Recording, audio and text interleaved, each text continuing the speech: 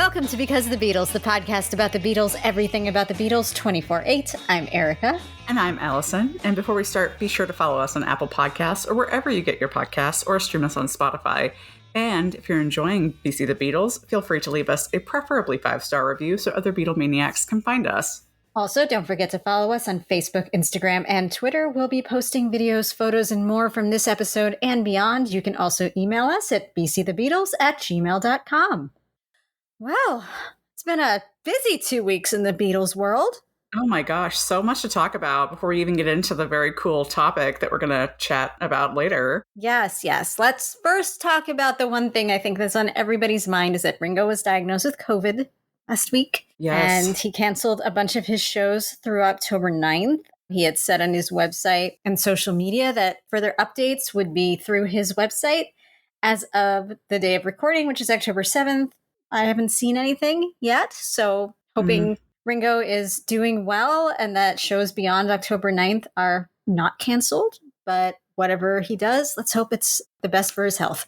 Yeah, absolutely. I'm glad that he got home from Michigan, which is where he canceled the show. I think he only canceled it a few hours before he was set to go on stage, right? Yeah. First he said that it was not COVID but it was affecting his voice, and most likely he was getting negative tests, and then he got a positive test, and then we've all been there. Yep, it was announced it was COVID. And I saw somebody on Twitter, I can't remember who, said they were at the show the previous night and that Ringo was in good spirits, but the show was a lot shorter. So he was probably feeling the effects of it before the day they canceled, but was trying to stretch it out and see if he could do it.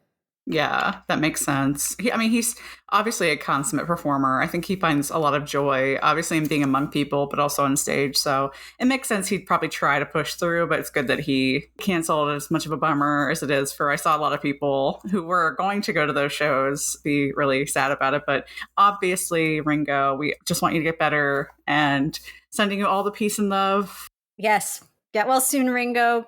We'll have any other updates as they come, but hopefully there will be no other updates other than the show goes on and everybody's good. Yeah, absolutely.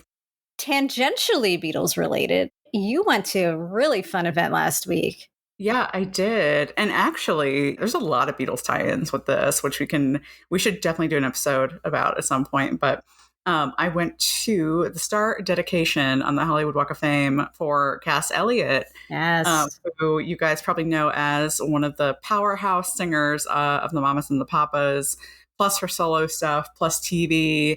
Sadly, she passed away pretty young, but had she lived, she probably would have been on Broadway and, more TV and movies and all kinds of stuff. So she finally got a star. I was surprised. A lot of people were surprised she didn't have one already. Yeah, to quote Stella McCartney, about fucking time.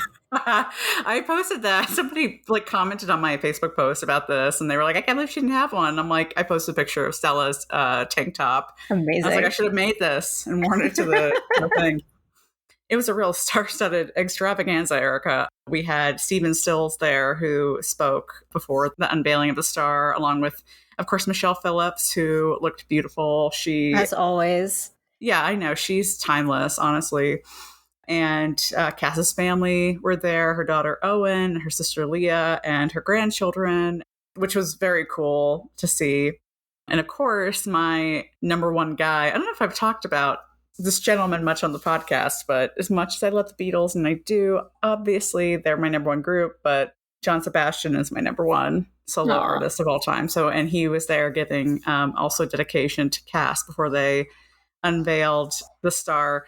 If you guys can hear a little water feature in the background, by the way, that is Epi, my cat, drinking water. Anyway. Hi, Epi. Hi, Epi. He's making a little guest appearance. But yeah, so yeah, it was great. It was really just a lot of love in the space for sure.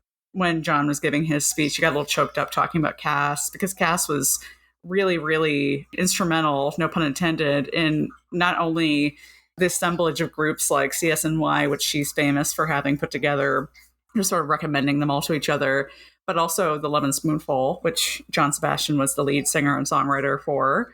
She introduced him to Zal Yanovsky, who was the guitar player, and John and Zal were thick as thieves through that whole run. So I got a little choked up talking about Zal, and it's incredible to see somebody who was obviously such an amazing person where people still get choked up talking about how much they miss her.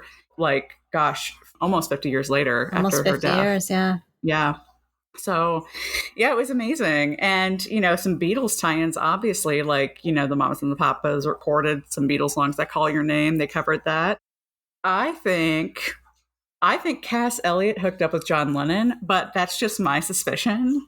What? And yes, perhaps we should save that for a real episode. But oh my God, I didn't know that. yeah, so there's a Too Long Didn't Read version of this, which is, this might be the whole story. We might not have to do a whole episode on it, but Denny Doherty told this story, and Denny was one of the members of the Mamas and the Papas, where I think he and Cass were maybe, I don't know, she was, one of them was crashing over in the other's house, and the Beatles were in town, so John Lennon was over with Denny, and so Denny rushes upstairs because Cass is asleep, and he's like, Cass, wake up, and the famous line is, put on your prettiest moo-moo, which was horrible.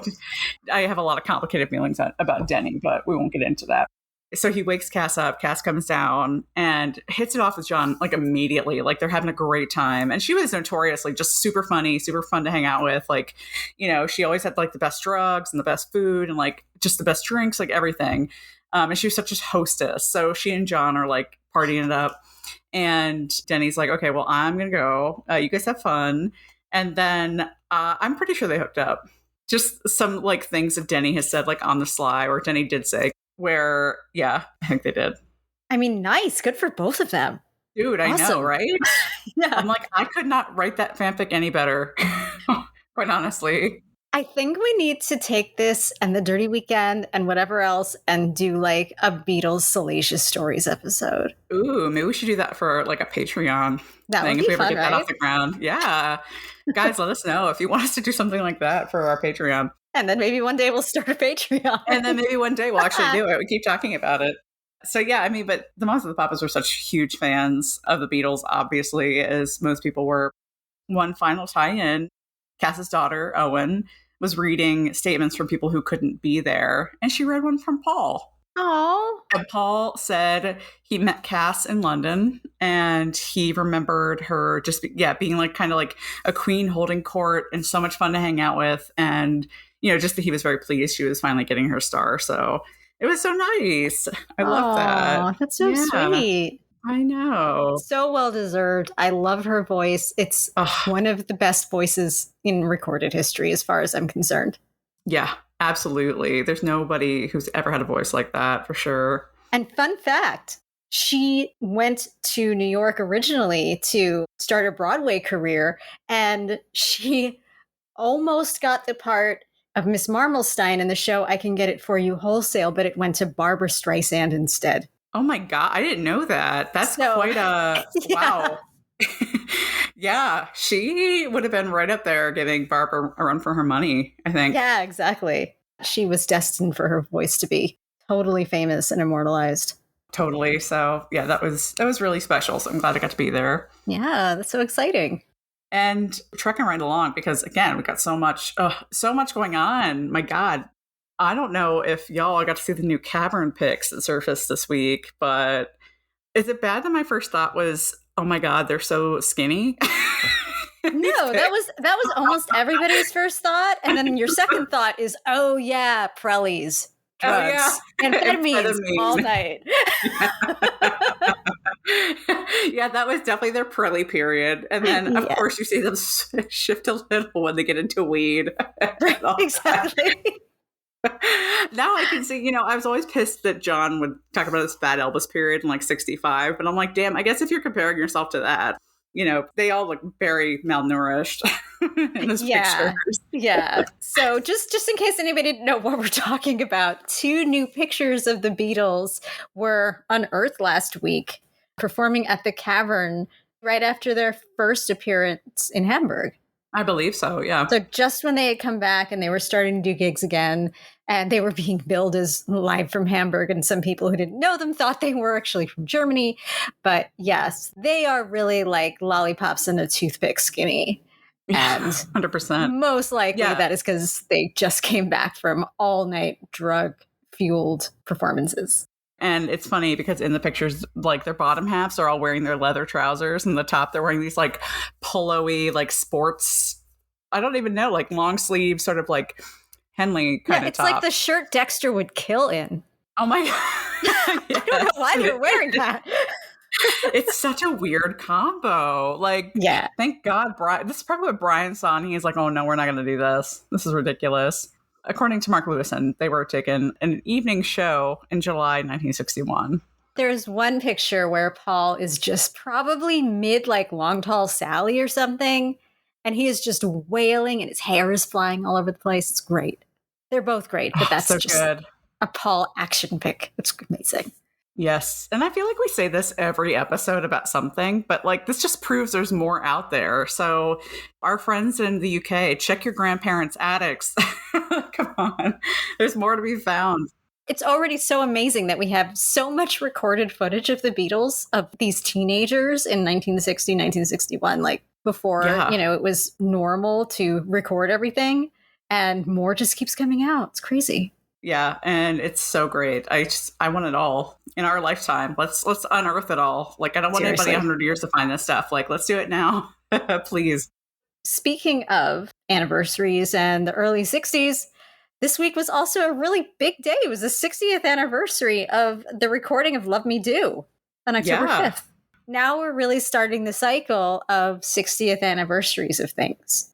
I'm ready for it. Because, we talked about this a little bit in our Revolver preview, but going through these reissues with Abbey Road and Let It Be and the White Album, it's all fun and games, but like, I don't know, I have a soft spot for the early stuff. So I'm very, very glad that we're going to start celebrating these 60th anniversaries. And the more early stuff like these pictures and anything that was recorded on some home tape recorder or whatever, like any of that stuff, I want that.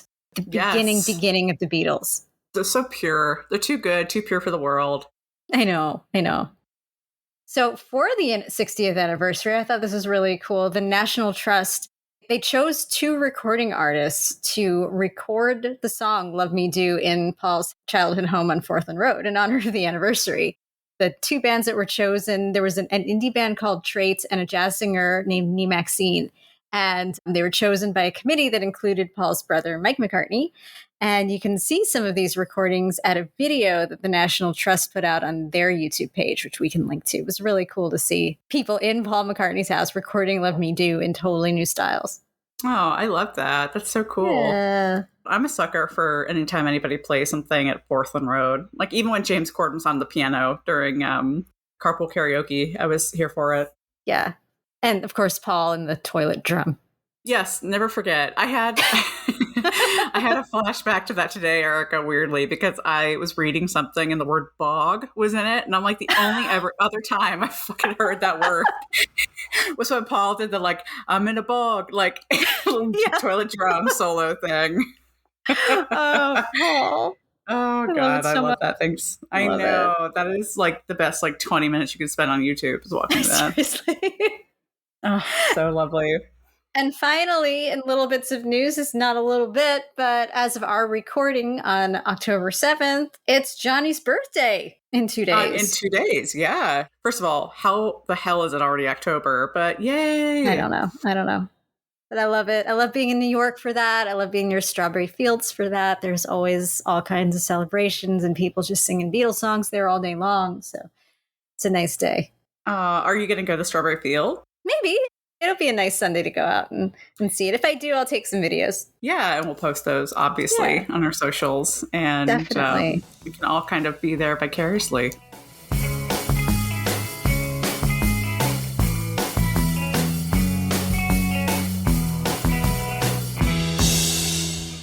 So the Love Me Do 60th anniversary dovetails really well into what we're going to talk about today, which is part 2 of talking about the Beatles' earliest tours. In part 1, if you remember, and if you don't, go back and listen, we went through the Beatles' first professional tour backing singer Johnny Gentle in May of 1960. So today, part 2 covers one of the last tours they did as relatively unknown artists, though more known at this point. But this was in February 1963, right on the cusp of worldwide Beatlemania, and actually literally as Beatlemania began in the UK. They were one of 6 artists supporting the teenage singing sensation Helen Shapiro. Just a little background on our boys. Lots happened with the Beatles since we left them in part one in 1960. So, just in a very brief nutshell, 3 months after the Johnny Gentle tour ended, the Beatles got their first Hamburg gig, and as a condition of that booking, got their first long-term drummer in Pete Best. By early 1961, they were playing gigs at the Cavern, then returned to Hamburg later on in the year. While they were there, they sang backup for the singer Tony Sheridan on his My Bonnie single.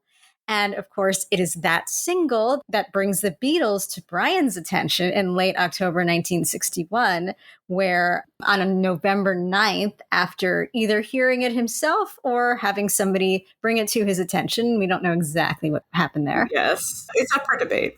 It is up for debate. It is up for debate, but it did happen at the end of October. And so on November 9th, Brian visits the Cavern to see the Beatles live for the first time, and obviously immediately falls in love and starts working on their behalf.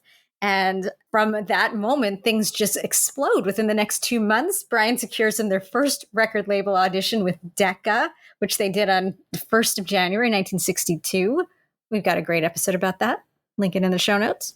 The audition wasn't successful, but 5 months later, in May of that year, they then auditioned for George Martin at Parlophone. 1 month after that, they record the songs Besame Mucho, Love Me Do, P.S. I Love You, and Ask Me Why with George Martin. 2 months later, in August, Pete Best is sacked in favor of Ringo in time for the second recording session with George Martin, which is in September of 62. So all this is happening in like a year, saying. Time moves quicker then, I swear to God. Yeah. And that recording session, they record Let Me Do and a demo of the song How Do You Do It, which they did not write and did not want to record, but did it anyway. So it's released later on the anthology, but never released as a single. Well, it wasn't released as a single by them, but as we all know and love, the song by Jerry and the Pacemakers, who had a massive hit with it. So it was all for the best, really. Yeah, it definitely worked out better that they gave it to Jerry and the Pacemakers. So the recording of Love Me Do is published as the A-side for the original UK single with P.S. I Love You backing it. That is released on October 5th, 1962, so 60 years ago last week. It makes some progress on the charts, but no indication at all that Beatlemania is coming, even though it's really coming in a matter of months. But in the meantime, the Beatles continue working. They do live performances at the Cavern. They slowly start adding more radio, even a few TV appearances to their schedule. Here We Go was one radio show they did, Radio Luxembourg's The Friday Spectacular. And in one of these amazing footage miracles that we were talking about before, they were filmed singing the song Some Other Guy in the Cavern for Granada TV's show People and Places. So good. Which is incredible that we have that footage of a relatively unknown group with one single that was very low on the charts at the time. But at the same time, they were also making industry connections. People like one of their idols, Little Richard, who they met in Hamburg, was starting to get really, really famous. And so they were backing him live. Finally, they do one final stint in Hamburg to round out the year of 1962. While back at home, Parlophone is getting ready to release the Beatles' second single, which is Please, Please Me, back with Ask Me Why.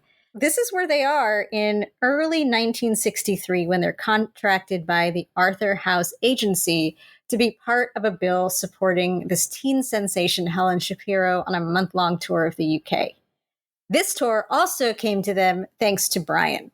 Because when Brian started working with the Beatles, he went nuts. Like, he contacted every possible industry contact he had to find people to promote the band. And Arthur House, as a promoter, was huge. He promoted Cliff Richard on tour. That's as big as you could have gotten in the late 50s, early 60s as far as touring went. Talk about a British Elvis, we yeah, have Cliff seriously. Richard, and we talked a little bit about him in the Johnny Gentle episode as well. But Brian obviously had a huge bee in his bonnet about the Beatles to have the gumption to go to somebody like Arthur House, who's like one of the world's biggest promoters, and be like, guess what? I've got this baby band, and they're going to be bigger than Elvis. They're going to be bigger than Cliff Richard. Yeah, and Brian was like, I've never managed anybody before, whatever. Yeah, he's like, you don't need to know. This is my first time doing this. You just need to hear this band. Yeah. So Arthur House was asked about it. This was in Hunter Davies' book, so this was pretty close to the time. Howe said, someone saying he was called Brian Epstein was ringing from Liverpool. He said he had a great group. Was there anything I could fit them into? He told me their names, Beatles, and I laughed. Oh, God, here we go again, I thought. Another group with a funny name. I said there was a show in Peterborough they could join. They did the trial show. Wasn't a great success for the Beatles. Arthur Howes noticed that the audience, quote unquote, sat on their hands during the Beatles set. But he had a feeling about him. He tried him at another show. Again, not great. But even so, he liked them enough to put them under contract. He said, I still like them as people, and I saw Brian as a great businessman. I was very impressed by him. So it might have just been because he liked Brian more than he liked the band, but he had faith in something about this outfit that he saw promise. But it is kind of funny to me that so often people say that these early shows sucked. A lot of these shows, like, they sucked, but we liked them anyway, or we gave them another chance. Yeah, I think a lot of this, like you just said it, Erica, is down to Brian because, there's a lot of debate. Would the Beatles make it without Brian? And the Beatles themselves have said we were on the verge of breaking up, before Brian discovered us and plucked us out of the cavern. But I think a lot of this, the shows kind of sucked. Like they were like basically a bar band, and pretty unrefined. And I think the thing that really sold them was Brian's enthusiasm and probably, he cultivated like a posh sense of himself and probably presented himself as a very like well-to-do entrepreneur, and that impressed the fellow businessmen in the industry. I can imagine that most of these groups didn't have anybody like him around them. Yeah, that's very true. A lot of them were kind of rough. Like you hear stories of like Johnny Hutch and the Big Three. Like they got into a lot of fights, like they were scruffy. And the Beatles were one of these bands until they met Brian, who was like, nope, I know theater, I know showmanship, I know performance, and I know that if I mix these two things, you guys are going to be great. So then these impresarios see this kind of cleaned up version of the Beatles, plus this really posh, on point businessman representing them. And they have faith because in a way, Brian is that connection. Brian is of the Beatles era and time and location, but at the same time, he's also in this more grown up professional business realm. He can bridge that gap. He commanded respect, for himself and for them. I mean, he made them stop spitting on stage, so that was an improvement. Thanks, Brian. That's disgusting. Yeah, that's fucking gross. So, if nothing else, there was that. So Arthur Howes kept him in his back pocket for about a year. By early 1963, the Beatles had a single out, another one was coming. So Howes decided he was going to ask them to fill in one of the spots in the opening bill on the Helen Shapiro tour. This was the most professional gig that the Beatles had ever been asked to do. They were still playing a lot of gigs, but they were at like dance halls or the Cavern or local teenage groups.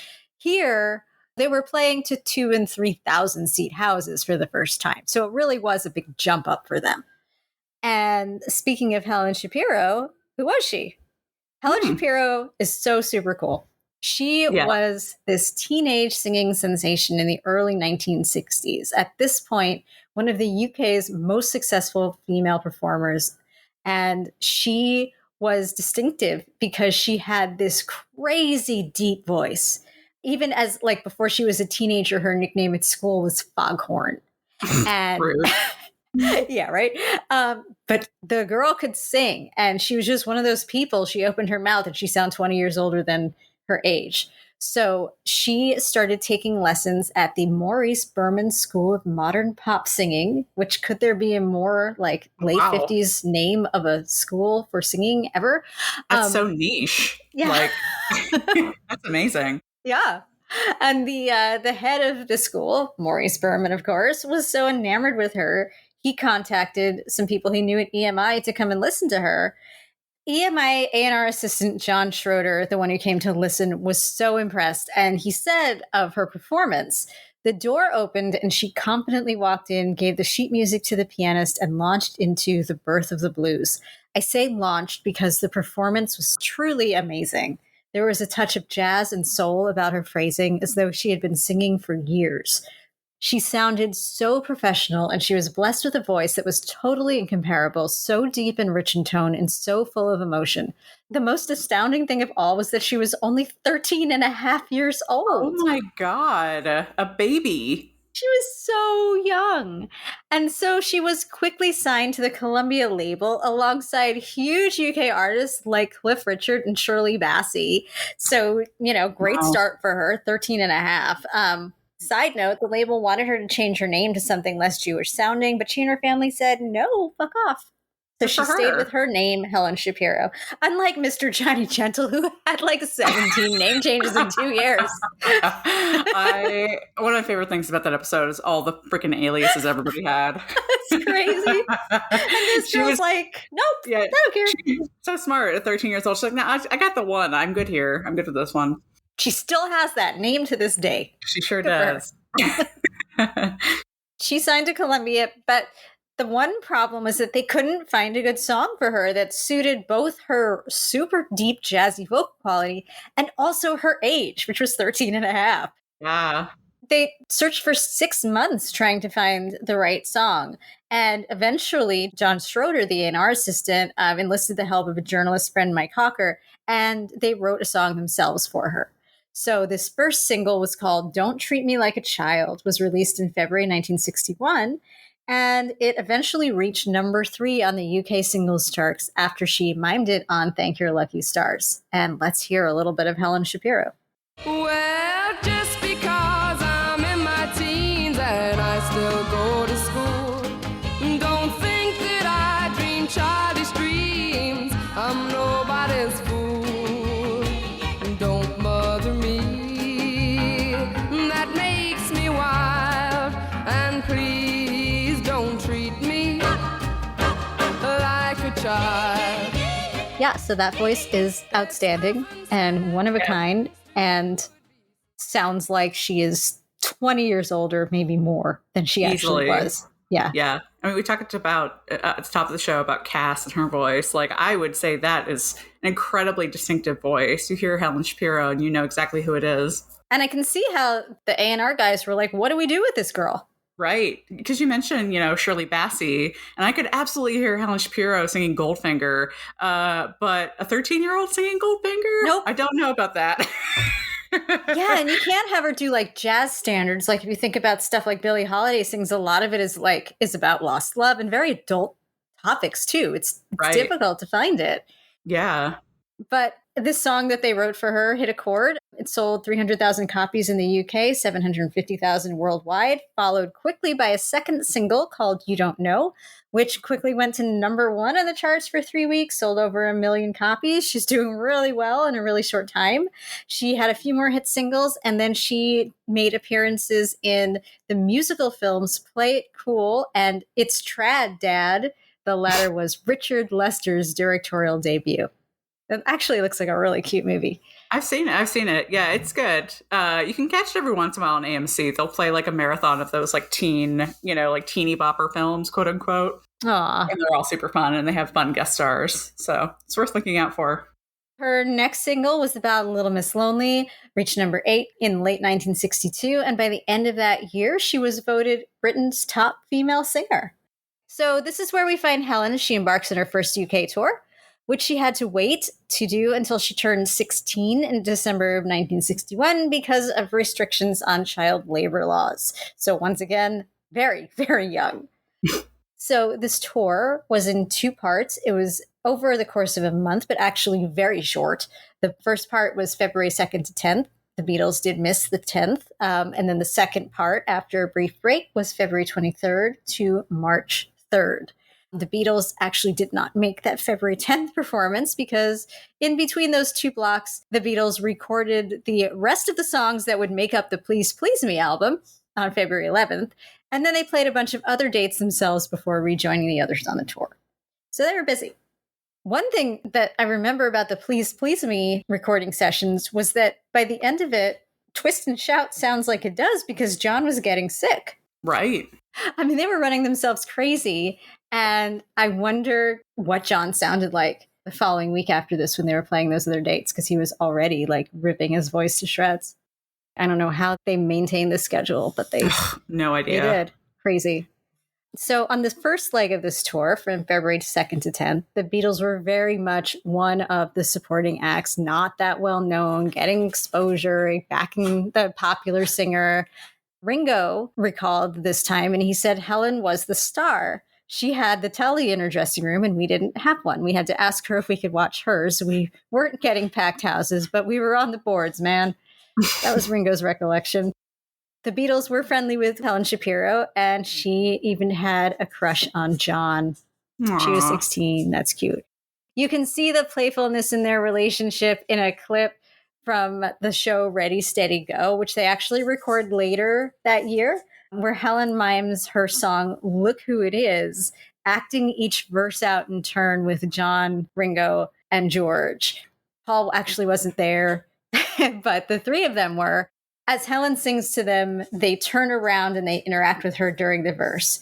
John makes some of his classic faces, which are not very nice, but you know, they're a little problematic. They would get his ass canceled today. Yeah, exactly. And when he's not making those faces, he's trying to make her break. You can see he's like, you know, sniffing and like moving his nose around.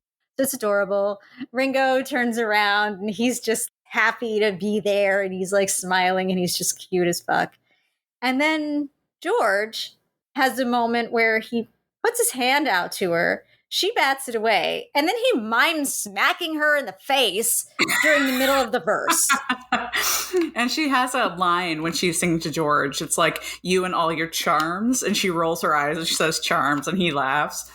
And he sort of gets on his knee and begs for forgiveness. It's so weird. I swear to God, we were talking about this a little earlier, Erica, but I've seen this clip for, God, I don't know, 10, 15 years. But every time I laugh at this clip, especially George, it's so funny. It's great. I could watch this over and over and over again. Yeah. She sounds amazing. The three Beatles are fantastic in their roles. And, you know, there's even a little like weird domestic abuse played out. It's so strange. This video has everything. I can't look away. It's so good. And well, while she was recording that with the Beatles, with the three Beatles, Paul was in another studio, right? He was judging a dance contest. Yeah, he was judging a dance contest in the studio next door. There were four girls who were lip syncing to the song Let's Jump the Broomstick. And in a weird foreshadowing, the winner of the contest was a girl named Melanie Coe, who 4 years later ran away from home. And the newspaper article about her running away was what inspired Paul to write She's Leaving Home. So that is crazy. Weird. I never knew that before this moment. And my mind is blown. I never put that together. It's nuts. I'm sure he knew who she was, and I'm sure he remembered. And if he hadn't judged that contest, maybe he wouldn't have been so touched by the story and actually wrote a song about it. Who knows? Who knows? Yeah. It's just so weird that they crossed paths so early in the Beatles' career. And so publicly. That's so wild that we can witness it. You can have the clips on YouTube. You can go look it up. But, you know, at the end, he sort of gives her whatever the prize was, a record or something. And it's weird to like see them interact and be like, okay, well, guess what? He's going to write a song about you in just a couple of years. Yeah, you're going to have some family trouble. Sorry. And you're going to go through some shit, Melanie. But it's okay because Paul's going to write a song about you. So all good. Yeah, and you've got this moment on TV forever. So look back on it and be happy. Exactly. Also, in one of these classic I'm kicking myself's moment, John and Paul actually wrote the song Misery on this tour, inspired by her for her voice, but her label didn't want her to record it. Oh, that would be so good. Oh, that is a cover we all deserve. It is. And she didn't even know. She didn't know that it was offered and that it was refused until after it was a done deal. Oh, so it wasn't her choice. It was the A&R dude's choice, which really sucks. What the hell, dude? That sucked. I know. So for the Beatles, they had a very short set list for this show. I mean, if there's 6 opening bands, I guess everybody only gets a few songs. And it was kind of a weird one. They sang Chains with George on lead, Keep Your Hands Off My Baby with John on lead, A Taste of Honey with Paul, and Please Please Me. And Love Me Do and Beautiful Dreamer were the alternate songs. Wait. So Love Me Do was just an alternate, and that was their like lead-off single of their career. I guess Please Please Me was their newer one. So they were more inclined to do it. It's faster, maybe, and more concert ready. But like Beautiful Dreamer, what the fuck? That's so random. It must have been a swap out for A Taste of Honey, like a Paul ballady, old timey song where he could like look up at the balcony and look all doe-eyed and do that thing he does. I could see that. And I do recall sort of like some bands in the Beatles periphery doing Beautiful Dreamer, like a sped up sort of rock and roll version of it. But it's just it's always been such a bizarre choice to me. This whole set list is weird, other than their originals, which I'm sure the audience thought were weird because they probably had not heard them at this point, at least the first leg of the tour. I mean, the best song in this set are the first two, Chains and Keep Your Hand Off My Baby, I think, as far as what people would know sitting in that concert. The first leg of this tour was relatively calm. John later recalled that we never knew where we were. It was all the same. So the only small scandal came after the February 8th show in Carlisle, as they got kicked out of the post-show dinner for being too scruffy. Wow. Yeah. And the timing is so weird because February 8th, think about where they would be just 1 year later on that date. Oh my God. Yeah. A year from February 8th, that would be the night before the Sullivan Show. Right. Wow. So Beatles time is very, very fast. Yeah. Too crazy. So Helen Shapiro recalled this. She said, we were in the lobby area. The Beatles were having a drink and I was having a cup of tea. She was 16. Okay, she was a baby. Yeah. This fellow was going into the banqueting suite when he saw us. He was really chuffed and asked us to go in. We weren't interested. They were all dressed up and it wasn't our kind of thing. We were just having a quiet drink, but he was really insistent. They had a buffet in there and that probably swung it. We never seemed to get much to eat on tour. God. We went to the buffet table and had something to eat. Ringo was particularly enjoying the food. Then we went on the dance floor. We may have still been eating. I think I was twisting with Ringo. There were ladies with their long gown. Yeah, I know. Ringo's had so much fun on these tours. Oh my God. I know. There were these ladies with their long gowns who made a beeline for the Beatles in their leather gear. Then suddenly this guy came over, a much older man, and he was huffing and puffing, getting red in the face. He ordered us to leave. Who invited you? He asked. It was a shame, really, because nobody seemed to have a problem with us apart from one bloke. Helen was mortified when a national newspaper picked up the story. She continued, the Daily Express headline was something like, Helen Shapiro asked to leave golf club dance. It referred to Helen Shapiro and the instrumental group, the Four Beatles, being asked to leave. I was mortified. I thought that would be the end of me. I was only 16, and that sort of thing was not something to be proud of then. I never found out for certain who tipped off the press. So a little bit of an embarrassing moment, but also sounds like it was a lot of fun with the food and the dancing, and especially Ringo. Yes. Well, here's my question. They were wearing leather, it says, or she says, to this thing. So by this time, they were out of their leather suits. They were into like the college jackets and that kind of thing. So they're wearing their leather in their off hours. That's interesting. They must have. They must have had their leather jackets and it was cold. It was February. Maybe that's just like what they wore in the winter. Yeah, see, I'm picturing the leather pants, but, it could just be the jackets. Maybe that would be more, I think, multifunctional of a garment than leather pants. I like the idea that they just decided to slip into their leather pants for an evening engagement. But that was such a funny visual to me with that story. Now, were they wearing their white cotton Henley Dexter kill room shirts too, like they were in those unearthed pictures? That nice combo. I know. That's the real question. How much did they fight Brian on that ensemble? Like seeing those pictures, I could totally. I mean, obviously, like we all were like, Brian, yeah, you did the right thing, giving them those iconic suits, etc. But that was a real choice to wear that combination of the leather pants and the Henleys. Come on. And it wasn't an accident because they were both wearing it. Them. They're all fucking wearing them. Why? Like, come on. It's like they all went to fucking like American Eagle and bought their Henleys. Like, they're like, yeah, lads, go great with these Henleys. Our leather trousers. Oh my gosh. Thank you, Brian, for saying no. I always think, side story, I always think about a story Billy J. Kramer told me when I interviewed him years ago about Brian commenting on Billy's gold lame suit he always wore.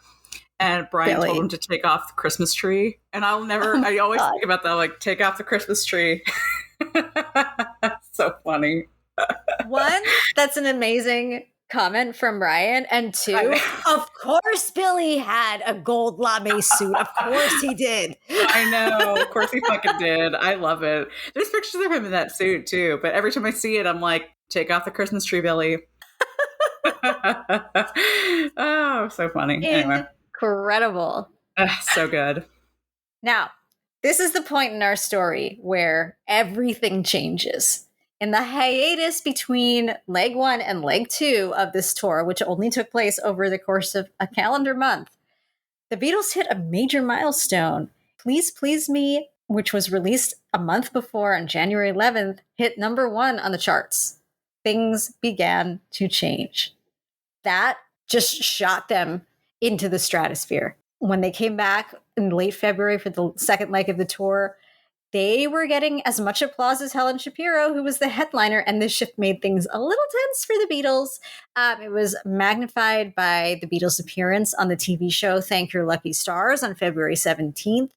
And in recognition of this sudden and very obvious shift during the break, the Beatles moved up to second on the tour bill right before Helen in prominence. And you can see it if you can find some of the print bills from this, and you can see that the Beatles now are right below Helen Shapiro, and they must have been able to contact the printers and made this change because all of a sudden the Beatles were just exploding. Yeah, this is a very That Thing You Do story. That's what it reminds me of, where they're on the state fair tours and they keep moving up and up and up and up till they just ship off to LA. Kind of like what the Beatles are going through. I think that movie turned, 26 this week? Another anniversary? God, what? That's true. That's so weird. I don't like it. But I love that movie. It's my favorite movie. Love the Wonders. So, love them. Yes. The Oneaters. Yeah, cute. George had said that it was a little bit awkward. He said all the people coming to the show were just waiting for the Beatles. It was embarrassing because Helen, was a very nice person. They felt kind of bad that they were sort of usurping her tour. Unfortunately, this actually marks a pivotal moment in the Beatles' career, but also in Helen Shapiro's career, and a sign of this huge shift in popular music that was kind of just under the surface, but was about to overtake everything.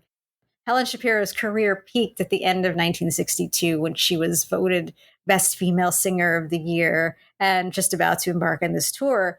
She never reached the level of popularity that she had right before she went on this tour with the Beatles. And oddly to me, her association with the Beatles didn't really help her. I would have thought that would have made people recognize her, or she could have kind of dined off that for 3 years.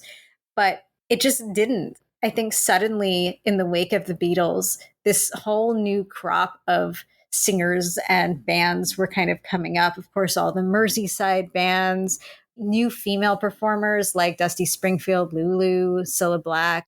And even though Helen was younger than any of them, it was just a different vibe. It was a mod vibe. It was, Mersey Beat vibe. And Helen was very much standards and jazz. And I think at this point, people were starting to see that as our parents' music and not the music we choose. And so she kind of faded after this at the pop music scene. She did make a good career out of musical theater and jazz. Some of her more notable theater roles were really good ones, Nancy and Oliver and Sally Bowles in Cabaret. She also toured extensively with UK jazz trumpeter Humphrey Lyttelton and performed her own one-woman show for many, many years. So she did fine. But as far as pop music goes, as soon as the Beatles hit that mark, you can kind of see the line graph that kind of intersects at this point with the Beatles just shooting up and Helen going down as far as popularity in the pop music market went. It just happened to be that it was that moment that marks the beginning of Beatlemania as we know it. But also, I think that what it really marked was a turn away from pop music business as usual. Helen Shapiro and singers of her ilk were chosen by older white men wearing lab coats in the record studios, manufacturing teen culture by choosing these hit songs that were usually composed by other white men in other buildings, making culture. And all of a sudden, here comes the Beatles. They're of the generation that they're playing for. They're writing songs that just touch something in the populace. And they're making trends instead of following trends dictated by these older white dudes. And so, as lovely and unique as Helen Shapiro's voice was, she came up at the end of a dying era that kind of moved into jazz and musical theater, that kind of style, very quickly after she became popular. As for the Beatles, they continued to tour pretty much nonstop until 1966. And though they did tour with others, they shared top billing from then on. Yeah. Wow. That was quite a ride, I must say. Especially, thinking back to the Johnny Gentle episode too. And again, like such a short time span for them to go through all of this. It's incredible. The thing that struck me the most was the thing that you said, was that February 8th and 9th, like they were getting kicked out of a ballroom on this Helen Shapiro tour. And 1 year later, they were headlining in Sullivan. Yeah, everything's changed. So wild. So wild. And as we get into now, we're going to start getting more into the 66. Next time, we're going to actually talk about the Beatles, the end of their touring career. So this is a nice little bookends we've got going here. And we're going to talk about when they were accosted in the Philippines and all the drama surrounding that. There's a lot to get into there. It's crazy. Oh my God. It's insane. But it's so much fun to think about the baby Beatles when they're just starting out and how hard they worked. The road is grueling. Thank goodness they had the energy. They're very young and very hungry and could do it. I don't know how they got all that energy. No, I do. Yeah, you do. It's called amphetamines. It's called Prellies. That's how they could fit into their Henleys and their leather trousers.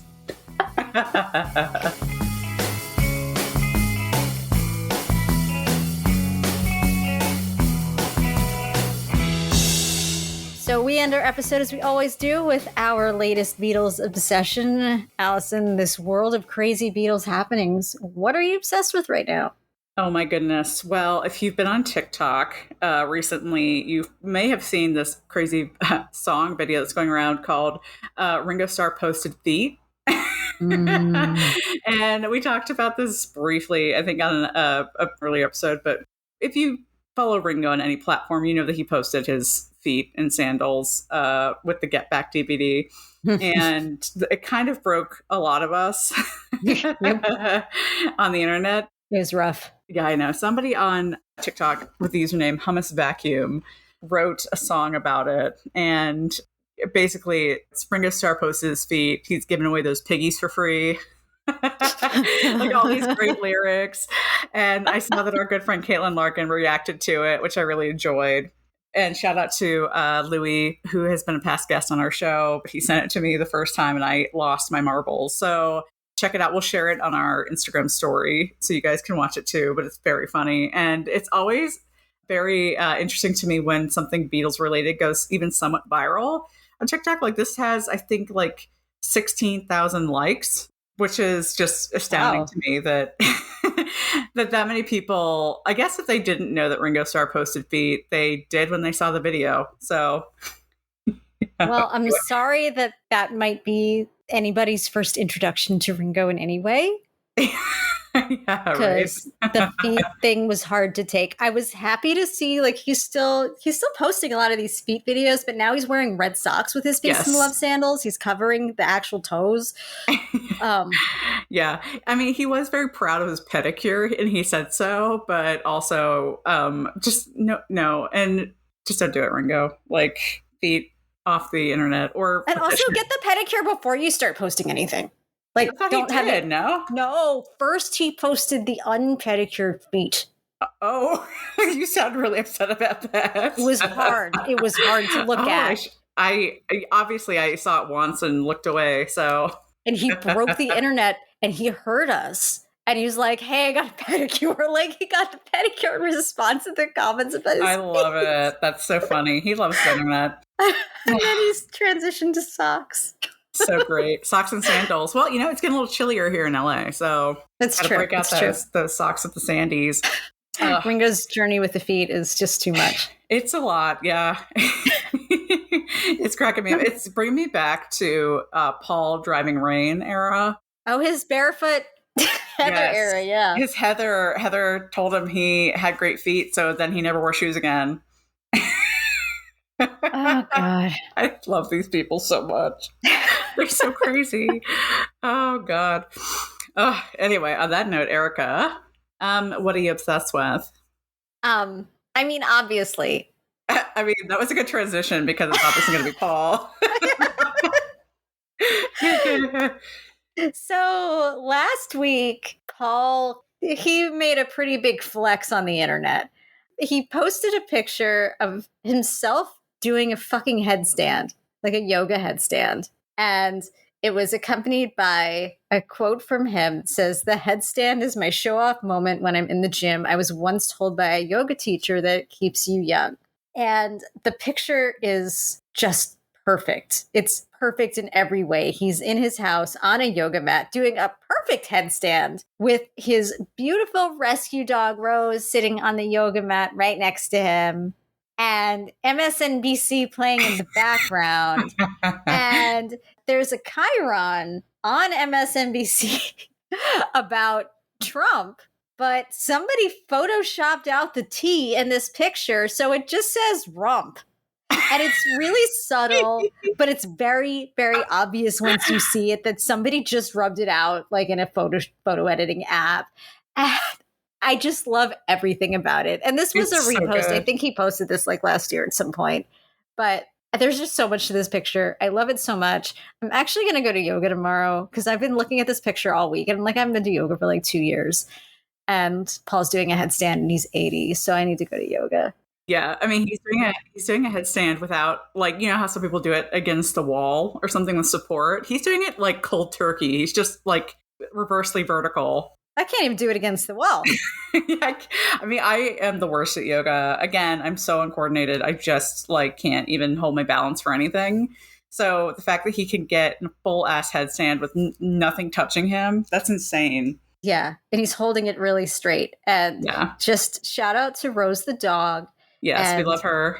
anytime I've ever tried to do any sort of exercise or yoga, this is what happens. The dog is like, "Oh, you're on my level. Oh my God, you're down here. Let's play." And the dog definitely immediately gets involved. So Yes. amazing. I love it.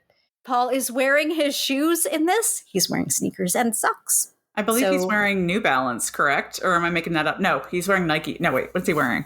He's wearing Nike socks. I can't tell what his shoe brand is. But Ringo, shoes look nice. Shoes are cool. Shoes are good. And you can still exercise in shoes. So it's actually recommended that you exercise in shoes and not Sandy's. Definitely not Sandy's, no.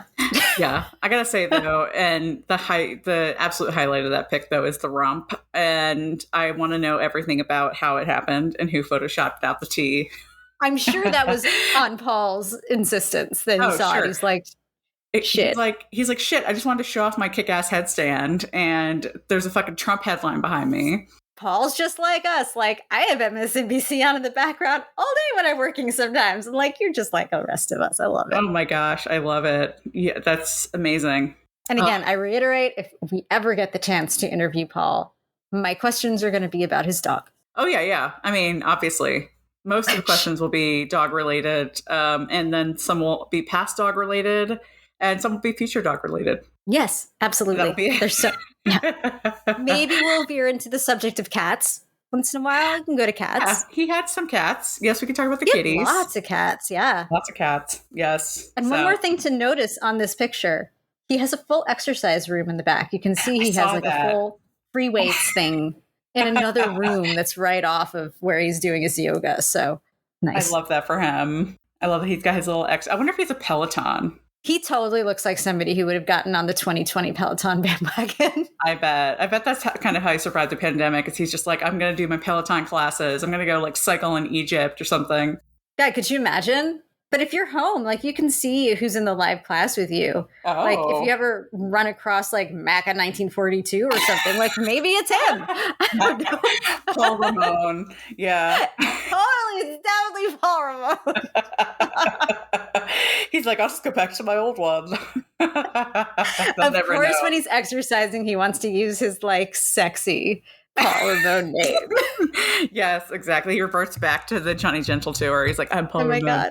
I Oh my love God. that. This is canon now, for sure. And we go full circle with the Gentle Tour. I love this so much. And So on that note, thank you for listening to Because of the Beatles. As always, follow our show at Apple Podcasts, Spotify, or wherever you're listening right now, and give us a rating and review so other Beatlemaniacs can find us. And follow us on Facebook, Instagram, and Twitter. We'll be posting photos and more from this episode and beyond. Remember, you can always email us at bcthebeatles@gmail.com too, and we will see you next time. Bye. Bye.